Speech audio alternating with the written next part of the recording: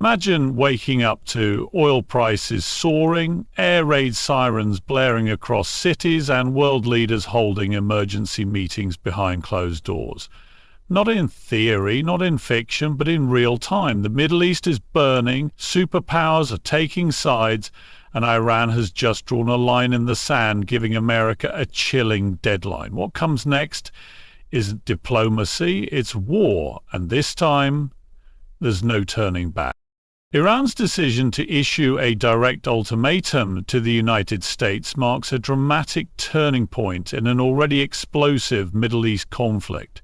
This is not just political posturing or diplomatic theater. It is a calculated, high-risk maneuver by Tehran's leadership aimed at forcing the hand of the world's most powerful military and signaling the collapse of all pretense of de-escalation. The language coming out of Iran has shifted sharply from condemnation to warning, from warning to demands, and now to deadlines. Tehran has officially communicated that if the United States does not withdraw its military assets from the region and immediately cease its support for Israeli operations, then Iran will launch full-scale retaliation not only against American bases, but potentially against its global assets as well. This is the first time in decades that Iran has addressed the US with such direct and immediate threats, and it has not gone unnoticed in Washington. Iran's leadership, especially within the Revolutionary Guard and Supreme National Security Council, believes it is now cornered, following the Israeli strikes on high-value Iranian targets, including the Fordow nuclear facility and Evin prison, and the US air campaign using bunker-busting bombs against Iran's nuclear infrastructure. Tehran is convinced that its sovereignty and survival are under threat. It interprets Washington's involvement not as a tactical alliance with Israel, but as an act of war against the Islamic Republic itself. The public tone of the regime has become more aggressive, but behind closed doors, Iranian military leaders are reportedly preparing for a prolonged, multi-front war. Military assets have been repositioned. Naval forces in the Persian Gulf are on high alert, and long-range missile systems are being recalibrated to reach US military bases in Iraq, Qatar, and Bahrain.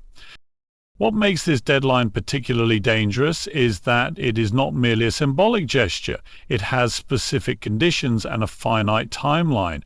Iran's foreign ministry has stated that if these demands are not met within a certain number of days, rumored to be less than a week, Tehran will consider itself at war not only with Israel, but with the United States. This transforms the current conflict from a regional war with global consequences into a direct military confrontation between two nations that have avoided all-out war for more than 4 decades. Analysts believe this shift may have been driven by internal pressure within Iran, with more than 400 Iranian casualties already reported due to Israeli and US strikes. The Iranian public, once fatigued by foreign interventions, is now rallying behind nationalist slogans.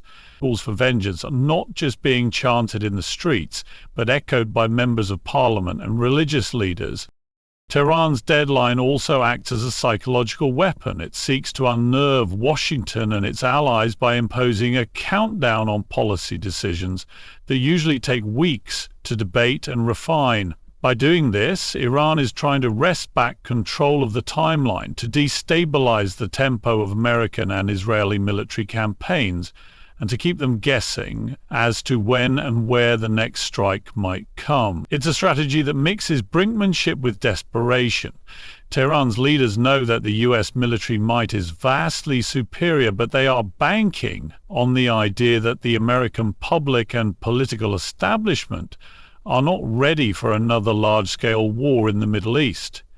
That calculation, however, may prove disastrously wrong if even one more strike pushes the situation beyond the point of no return. The deadline is not a bluff, and the clock is already ticking. The escalation between Israel and Iran has reached unprecedented levels, as Israeli airstrikes have struck deep into the heart of Iran, including the symbolic and strategic targets of Evin prison and the Fordow nuclear site. This marks a dangerous evolution in the nature of the conflict. What was once a series of proxy battles and cyber warfare between two regional powers has erupted into direct, overt military aggression.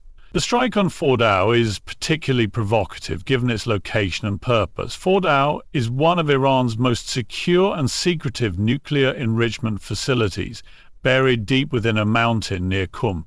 Israel's decision to target this site sends an unmistakable message.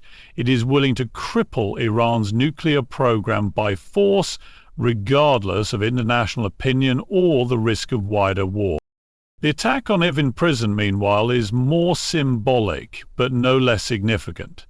Known as one of the most feared detention centers in Iran, Evin is notorious for housing political prisoners, journalists, and regime opponents. Targeting it demonstrates Israel's intent to strike not just at Iran's military infrastructure, but at the heart of its political power. Israeli military strategists are increasingly focusing on psychological warfare, eroding the Iranian regime's sense of control, security, and legitimacy. The strikes have shocked Iranian society not only because of their depth and precision, but because they occurred inside Tehran's metropolitan zone, a red line that had rarely been crossed, even in past high-tension periods. Iran has responded with a growing number of missile and drone strikes on Israeli cities, including Haifa and Tel Aviv. These retaliatory attacks have caused civilian casualties and infrastructure damage, further inflaming public rage on both sides. Tehran's strategy appears to be both reactive and demonstrative. It wants to show it can respond with force, while also appealing to the broader Muslim world as a victim of Western and Israeli aggression. Iranian drones have increasingly been launched from multiple directions, including from Yemen and Syria via allied militia groups, attempting to bypass Israel's air defenses and create confusion. Though many of these drones and missiles have been intercepted by the Iron Dome system, a few have penetrated Israeli defenses, leaving a trail of destruction and raising serious concerns about the effectiveness of Israel's protective shield during sustained conflict. The situation has also revealed new military technologies and tactics from both sides. Israel has employed long-range stealth aircraft and cyber tools to disable Iranian radar systems before airstrikes, while Iran has begun deploying new generations of kamikaze drones and ballistic missiles with improved accuracy. The scale and intensity of the attacks suggest that neither side is preparing to de-escalate. Instead, both appear to be preparing for a prolonged and expanded war. Israel's airstrikes deep inside Iran signal a calculated risk. The Israeli government believes it cannot afford to allow Iran's nuclear program to progress unchecked, particularly at a time when Tehran's enrichment levels are reportedly close to weapons grade. Regional actors have also been pulled closer into the conflict. Hezbollah in Lebanon has threatened to join the war if Israel continues to strike within Iran. Meanwhile, militias in Iraq, funded and armed by Iran's Quds Force, have stepped up their threats against US and Israeli interests in the region. The regional domino effect is no longer theoretical, it is happening in real time. The Israeli-Iran conflict is no longer a background tension in Middle Eastern politics. It has become the central flashpoint. With every new strike, retaliation, and statement of intent, the chances of a negotiated settlement dwindle. The current phase has stripped away the layers of proxy warfare and exposed a full-scale military confrontation that is likely to intensify in the coming days. The entry of the United States into the conflict has transformed the Israel-Iran war into a global crisis. What began as a volatile confrontation between two long-standing regional adversaries has now escalated into a direct military engagement involving the world's most powerful superpower. The United States, which had long tried to balance deterrence with diplomacy, crossed the threshold into active combat by launching airstrikes on Iranian nuclear facilities using advanced bunker-buster bombs. This strategic decision was not made lightly. It followed a series of escalations, including Iranian missile and drone attacks on Israeli territory and the intensification of Iranian support to militant proxies across the Middle East. The US government viewed Iran's involvement as no longer confined to indirect support. It became a matter of direct military threat when Tehran issued a deadline and initiated attacks on US military installations in Iraq and the Gulf region. The use of bunker-buster bombs was particularly significant. These weapons are designed to penetrate heavily fortified underground facilities such as Iran's Fordow nuclear site, which is buried deep within a mountain. By targeting Fordow and other nuclear infrastructure, the United States signaled that it no longer believes diplomatic or economic pressures are sufficient to halt Iran's nuclear ambition. Intelligence reports had indicated that Iran was within months, possibly weeks, of having enough highly enriched uranium to construct a nuclear weapon. This pushed Washington toward a preemptive strike doctrine, believing that delay would allow Tehran to achieve irreversible progress. The decision to act was justified by US officials as necessary for both regional stability and global security, with the potential consequences of inaction considered greater than those of military intervention. The strikes were swift and coordinated, carried out with support from Israeli intelligence and airspace cooperation. High-altitude bombers and stealth fighters were deployed from bases in the Gulf, striking targets with precision. In addition to nuclear sites, several missile manufacturing facilities and Revolutionary Guard bases were also hit. The immediate aftermath included extensive structural damage, multiple fires, and a confirmed high death toll among Iran's elite military personnel. Iranian authorities quickly acknowledged the attacks but vowed massive retaliation. In Tehran, national broadcasts declared the United States an official enemy of the state, and mass mobilization of forces was announced across provinces. Inside Washington, the move has triggered heated debate. While the administration defends the action as both proportionate and preemptive, critics argue that it has now locked the United States into an open-ended conflict with a nation of 85 million people. In Congress, emergency sessions have been held to authorize further military funding and to update contingency plans for regional fallout. American bases across the Middle East have gone on high alert, with missile defense systems activated in Iraq, Kuwait, Bahrain, and Qatar. The Pentagon has also ordered the deployment of an additional aircraft carrier group to the Persian Gulf to deter further aggression and prepare for broader engagement. Iran's response to the US involvement has been furious and immediate. Iranian state media declared that Washington has now joined Israel in acts of war and that American interests in the region are legitimate targets going forward. Proxy groups under Iranian influence have already stepped up attacks on US bases and personnel in Syria and Iraq.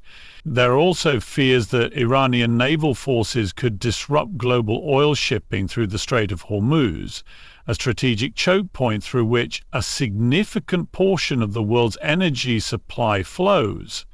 This potential escalation threatens not just military assets, but the global economy. The US involvement has changed the calculus for every regional actor. Arab states are increasingly nervous about being dragged into a war they had tried to distance themselves from, while NATO allies are divided between supporting American military action and calling for restraint. The war is no longer a distant regional conflict. With US airstrikes now part of the battlefield reality, it has become an international showdown with unpredictable consequences. The ongoing military confrontation between Israel, Iran, and now the United States has produced a rapidly rising death toll, particularly within Iran, where the intensity and precision of the airstrikes have left catastrophic consequences. As of the most recent reports, over 400 Iranians have been confirmed dead, with many more injured or unaccounted for. These casualties are not just numbers. They include senior officers of the Islamic Revolutionary Guard Corps, IRGC, technicians within Iran's nuclear facilities, and civilians caught in the crossfire. The US-Israeli campaign has systematically targeted Iran's strategic infrastructure, military command centers, missile depots, and high-value symbolic sites like Evin prison, causing not just physical damage but a psychological breakdown within Tehran's power circles. The most severe strikes were those that targeted Iran's nuclear facilities, especially the Fordow site and associated research labs, believed to be key components of Iran's uranium enrichment program. The bunker buster bombs used in these operations were designed to penetrate several meters of fortified concrete, leading to complete structural collapse in areas previously considered safe zones. Inside these facilities were scientists, engineers, and support staff, many of whom did not survive the initial strikes or the subsequent fires. Iranian emergency services, overwhelmed by the scale of destruction, have struggled to recover bodies from beneath the rubble. Some reports suggest that radiation may have been released in small quantities during the Fordow attack, though Tehran has denied this and restricted international observers from visiting the site. Beyond military and nuclear targets, Israel's targeting of Evin prison added a new dimension to the war. Evin, long seen as a symbol of regime control over dissent, housed political prisoners, journalists, and activists, many detained for simply criticizing the government. Israel's decision to bomb such a politically charged location signals a psychological offensive aimed at destabilizing the regime's internal narrative of invincibility. The resulting casualties from the Evin prison strike included both prison guards and detainees, sparking domestic outrage in Iran, but also further rallying nationalist sentiment. Families of those killed have taken to the streets in mourning, while simultaneously being used by state media to frame the narrative of martyrdom and victimization. The IRGC, which serves as both Iran's elite military force and the guardian of its revolutionary ideology, has been hit hard in these attacks. Among the dead are several top commanders believed to be involved in coordinating drone and missile strikes against Israel and US interests. These losses have crippled Iran's short-term ability to execute coordinated regional strikes through its proxy network. In response, Iran has mobilized additional forces, including reservists and Basij paramilitary units, as it prepares for what many in Tehran now call a total war. Military hospitals in Iranian cities are overflowing, and many civilian hospitals have been converted into trauma centers to treat the growing number of wounded. The Iranian Ministry of Health has appealed to regional allies for emergency medical supplies and blood donations as shortages become severe.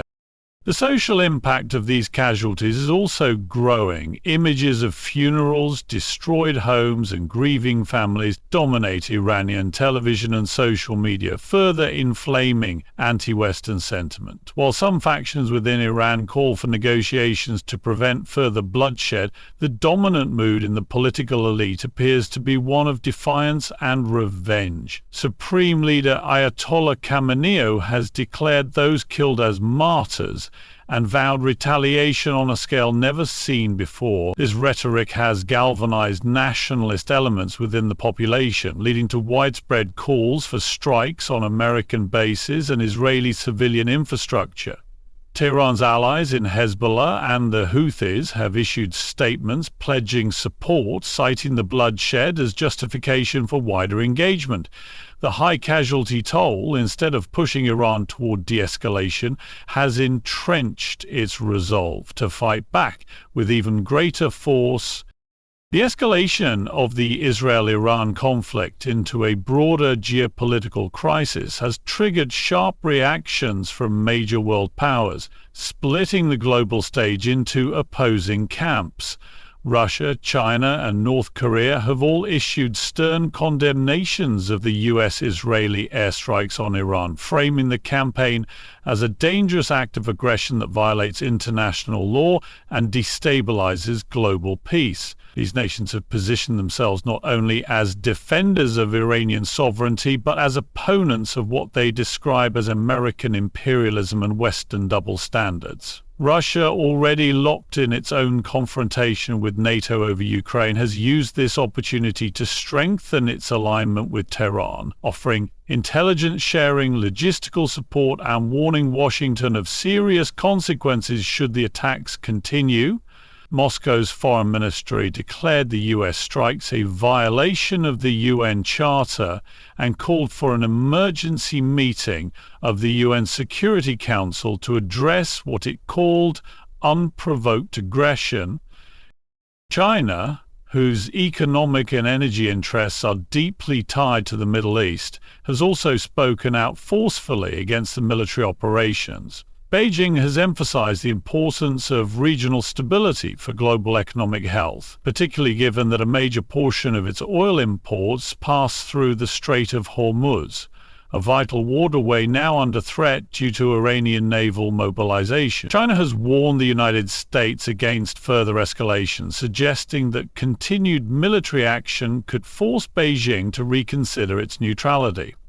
Although it has not openly committed to military support for Iran, China's statements hint at deeper cooperation should the war expand. The Chinese government has also begun quietly reducing its investments and logistical exposure in the region, signaling concern over the conflict's unpredictability. North Korea, always eager to challenge American authority, has taken a more openly militant tone. Pyongyang's leadership expressed solidarity with Iran, praising its resistance and warning the US that the cost of war will be paid in kind. There are indications that North Korea may provide missile technology and tactical intelligence to Iran as part of a broader strategy to undermine US influence globally.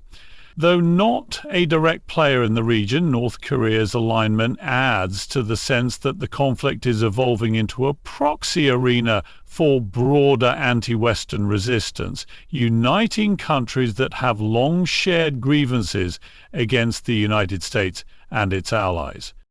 On the other side, European nations such as the United Kingdom, France and Germany have largely backed the US and Israeli position, though with varying degrees of enthusiasm. The UK has declared its full support for Israel's right to self-defense and condemned Iran's role in destabilizing the region. British intelligence has also been instrumental in identifying Iranian military sites and tracking proxy movements in Iraq and Syria. Germany and France have taken a more cautious stance, expressing concern about the humanitarian toll while acknowledging Iran's provocation. Both countries have sent naval assets to the Gulf to protect shipping lanes, and diplomatic missions have intensified efforts to prevent a total collapse of regional diplomacy. NATO has convened emergency meetings to assess the implications for collective security, as the conflict now threatens to pull alliance members into a war not directly tied to the Atlantic defense perimeter.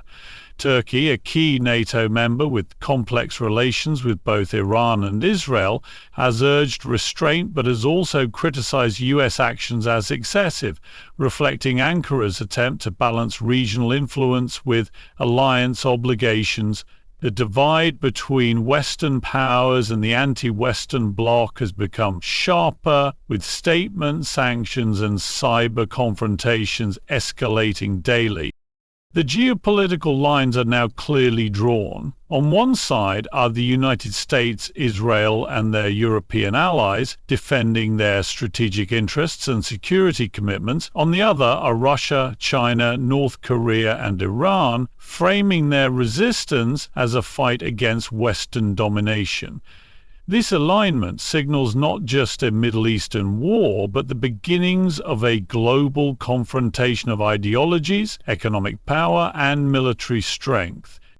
The Strait of Hormuz has become one of the most dangerous flashpoints in the unfolding Iran-Israel conflict, with direct implications for the global economy. This narrow waterway, just 21 miles wide at its narrowest point, is responsible for the transit of nearly 20% of the world's oil supply. Iran, aware of its strategic leverage, has now threatened and partially executed the closure of this vital route in response to Israeli airstrikes and U.S. military involvement. Iranian naval forces, including the elite Islamic Revolutionary Guard Corps Navy, have deployed dozens of fast attack vessels, submarines, and missile batteries to the region, turning the strait into a militarized zone. Tanker traffic has slowed drastically, with many shipping companies halting operations entirely out of fear of being targeted or caught in crossfire. Several commercial vessels, including those flagged by U.S. allies, have already been intercepted or harassed by Iranian patrols. One oil tanker bound for Europe was seized and diverted to the Iranian port of Bandar Abbas under accusations of espionage and violating Iranian territorial waters. While Tehran claims these actions are defensive, the international community views them as a form of economic warfare. The price of crude oil has surged to its highest level in over a decade, crossing $150, 0 cents a barrel within days of Iran's threats. This spike has sent shockwaves through global markets, raising fuel prices, destabilizing currencies in energy-dependent nations, and stoking inflation in countries already struggling with post-pandemic recovery. The United States, recognizing the danger of a prolonged maritime chokehold, has responded by deploying additional naval assets to the region. The U.S. Fifth Fleet, based in Bahrain, has been put on high alert. Aircraft carriers, destroyers, and submarine fleets are now operating in tandem with Allied vessels from the UK, France, and Australia to ensure freedom of navigation. The Pentagon has also authorized defensive air patrols over the strait, and reconnaissance drones are conducting 24-hour surveillance of Iranian naval movements. These actions have prevented full closure of the strait but have not eliminated the risk of sudden confrontation. The situation remains tense, with multiple near collisions and radar lock-ons reported daily. For Iran, the closure or disruption of the Strait of Hormuz is not just a defensive tactic. It is a strategic weapon. Tehran understands that while its military may not be able to match US or Israeli firepower in a conventional battle, it can exert asymmetric pressure through economic means. By threatening the global oil supply, Iran forces major powers to consider the cost of continued aggression. Countries like China, India, and even European nations that depend on Gulf oil are now being drawn into the crisis, not out of political alignment, but due to economic necessity. Their pressure may influence diplomatic dynamics at the UN, where calls for a ceasefire are growing louder. The potential for an environmental disaster also looms large. In the event of a direct naval battle or accidental strike on a tanker, the region could face a catastrophic oil spill, further disrupting marine ecosystems and economic activities. The Gulf states, Saudi Arabia, UAE, and Qatar, have convened emergency energy meetings and are preparing contingency plans to reroute oil through alternative pipelines. However, these alternatives have limited capacity and cannot match the volume that passes through Hormuz daily. As a result, energy markets remain volatile and investors increasingly nervous. The Strait's instability is not just about oil, it also affects global shipping routes for liquefied natural gas, manufactured goods, and essential supplies. Insurance premiums for vessels transiting the Gulf have skyrocketed, discouraging many companies from operating in the region. International shipping firms have begun lobbying their governments for diplomatic resolution, warning that prolonged disruption could collapse critical supply chains. Iran's move to weaponize the Strait of Hormuz has succeeded in amplifying the war's global impact, forcing nations far from the battlefield to grapple with the real-world consequences of a conflict they cannot ignore. This war is no longer a regional dispute or a series of shadow games between Israel and Iran. It has erupted into a full-blown international crisis with global stakes, from targeted airstrikes deep inside Iranian soil to the involvement of the United States and the threat of nuclear escalation. The conflict has spiraled beyond containment.